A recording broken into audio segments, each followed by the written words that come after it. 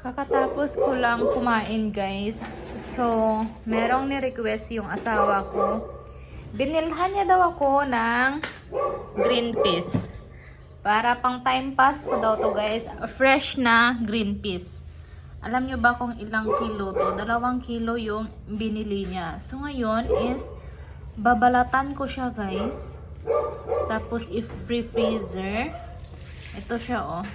Kasi season niya yon ng green peas. Kalain mo, binigyan niya ako ng green peas. Pang time pass ko daw. Akala ko naman kung mani na nilaga, kakainin na lang. Ayan, oh, ang dami. Kaso na ano yan, parang yung dagta niya is didikit dito sa kamay mo. So, ayan. Hindi ko alam kung magkano ngayon yung green peas.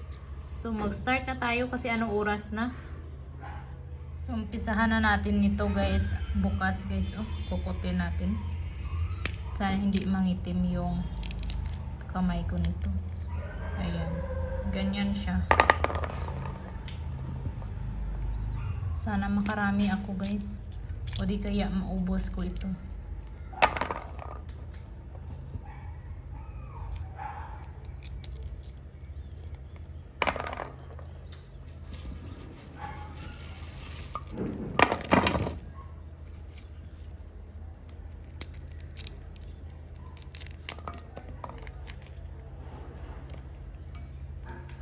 Naawa na yung asawa ko.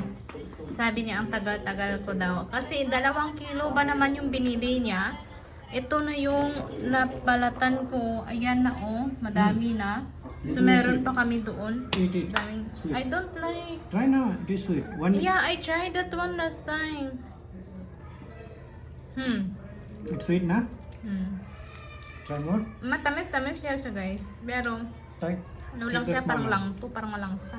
I don't like. So big the mosquito, oh, mosquito big, oh. Kill it. Ang daming And you lamok don't dito, have to guys.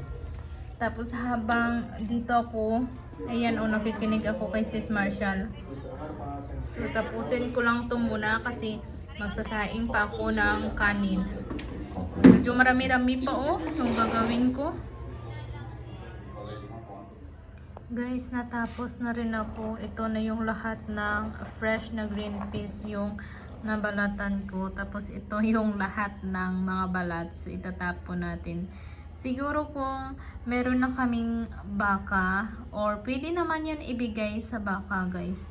Kasi green siya. Binibigay yan actually nila. Pero nakakahiya naman bigay yan sa baka dito kung hindi mo naman kakilala, diba? So, hugasan ko lang to tapos ilalagay ko sa freezer. Kasi mas maganda talaga yung fresh kaysa sa mga frozen na talaga. So, ayun lang. Bye!